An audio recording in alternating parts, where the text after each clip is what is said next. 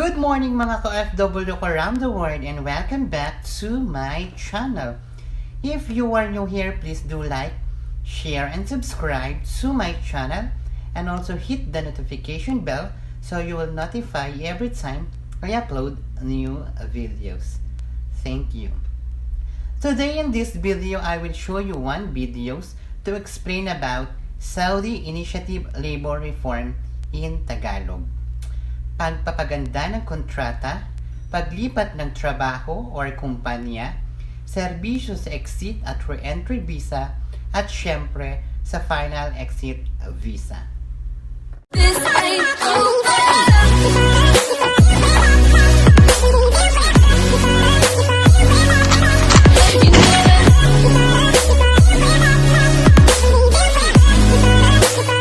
Sa pagpapaganda ng kontrata, nilalayon ng inisyatibang ito na pagandahin ang ugnayan sa kontrata ng mga manggagawa at employer para bigyang kakayahan ang parehong partido at ang kanilang mga interes batay sa pinahintulutang kontrata sa trabaho at alinsunod sa batas sa trabaho ng Saudi. Palalakasin nito ang pagiging mapanghikayat at pagkakompetitibo ng job market na nagpapakita sa natatanging posisyon ng kaharian sa mundo. Nagbibigay ang inisyatibang ito ng ilang serbisyong nag-aambag sa pagpapaganda ng mga ugnayan sa kontrata.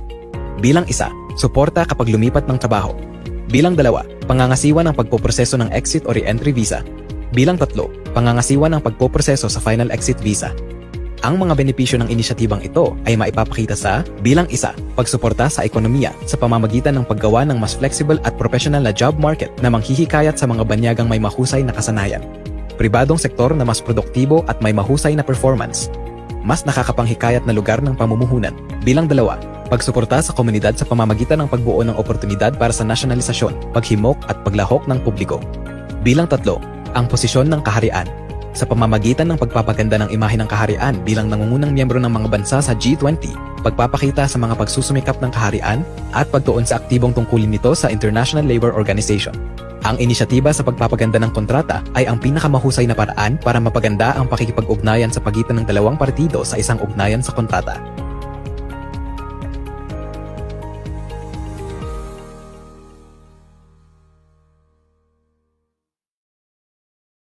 Halayaang lumipat ng trabaho.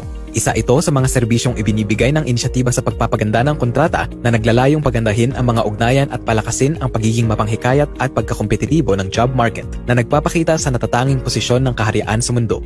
Nagbibigay daan ang serbisyong ito sa mga dayuhang manggagawang lumipat sa ibang employer alinsunod ang mga tuntunin at kondisyon. Paraan ng aplikasyon sa serbisyo. Bilang isa, mag-a-apply ang bagong kumpanya para hingilin ang mga serbisyo ng isang dayuhang manggagawa.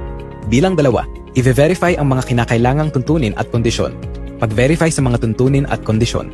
Bilang tatlo, kapag na-verify na ang pagpatupad sa mga tuntunin at kondisyon, padadalhan ng mensahe ang manggagawa na nagsasabing na aprubahan ang paglipat ng trabaho. Bilang apat, magpapadala ng abiso ng pag-apruba sa kumpanyang humihiling ng paglipat ng manggagawa, sa kumpanyang aalisan ng manggagawa, at sa manggagawa. Bilang lima, magsisimula ang panahon ng abiso para sa manggagawang aalis sa kanyang trabaho pagkatapos ibigay ng platform ang petsa ng pag-apruba. Bilang anim, makukumpleto ang proseso ng paglipat ng trabaho pagkatapos ibigay ang abiso. Bilang pito, kung hindi natugunan ang mga kondisyon, aabisuhan ang mga nauugnay na partido tungkol sa mga dahilan sa pagtanggi. Sa ganitong paraan, nasusuportahan ang kalayaang lumipat ng trabaho, garantisado ang mga karapatan ng partido sa kontrata, at napapaganda ang ugnayan sa kontrata. Para malaman ang mga tuntunin at kondisyon ng serbisyong ito, paki-download ang gabay sa inisyatiba sa pagpapaganda ng kontrata.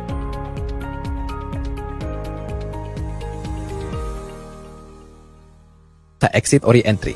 Isa ito sa mga serbisyong ibinibigay ng inisyatiba sa pagpapaganda ng kontrata na naglalayong pagandahin ang mga ugnayan at palakasin ang pagiging mapanghikayat at pagkakompetitibo ng job market na nagpapakita sa natatanging posisyon ng kaharian sa mundo. Binibigyang daan ng serbisyong ito ang mga dayuhang manggagawa na mag-apply para sa mga exit or re-entry visa habang may visa ang kontrata sa trabaho. Naka-automate ang serbisyo sa pamamagitan ng ABSHIR at ibinibigay ito ng may ilang partikular na tuntunin at kondisyon na sumusuporta sa mga karapatan ng dalawang partido sa isang ugnayan sa kontrata. Paraan ng aplikasyon sa serbisyo. Pwedeng mag-apply para sa exit or re-entry visa ang mga dayuhang manggagawa sa pamamagitan ng ABSHIR na isinasaad ang kanilang mga inaasahang petsa ng pag-alis at pagbalik. Bilang dalawa, i-verify ang mga kinakailangang tuntunin at kondisyon. Bilang 3, kapag na-verify na ang pagpatupad sa mga tuntunin at kondisyon, aabisuhan ang kumpanya tungkol sa aplikasyon para sa exit o re-entry visa ng manggagawa. Ganito pinapangasiwaan ang pagbibigay ng exit o re-entry visa na nagpapaganda sa mga pakikipag-ugnayan sa pagitan ng dalawang partido sa isang ugnayan sa kontrata. Para malaman ang mga tuntunin at kondisyon sa serbisyong ito, paki-download ang gabay sa inisyatiba sa pagpapaganda ng kontrata.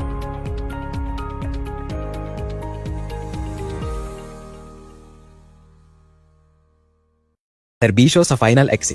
Isa ito sa mga serbisyong ibinibigay ng inisyatiba sa pagpapaganda ng kontrata na naglalayong pagandahin ang mga ugnayan at palakasin ang pagiging mapanghikayat at pagkakompetitibo ng job market na nagpapakita sa natatanging posisyon ng kaharian sa mundo. Nagbibigay daan ang serbisyong ito sa mga dayuhang manggagawa na automatikong mag-apply mula sa Absher para sa Final Exit Visa habang may visa ang kontrata sa trabaho o pagkatapos nitong mapasok.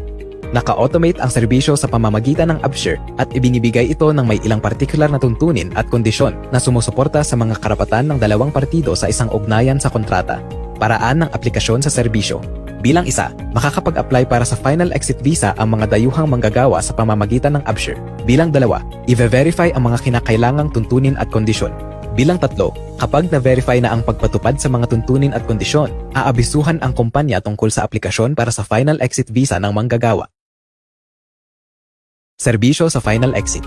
Ganito pinapangasiwaan ang pagbibigay ng Final Exit Visa na nagpapaganda sa mga pakikipag-ugnayan sa pagitan ng dalawang partido sa isang ugnayan sa kontrata. Para malaman ang mga tuntunin at kondisyon ng serbisyong ito, paki-download ang gabay sa inisyatiba sa pagpapaganda ng kontrata.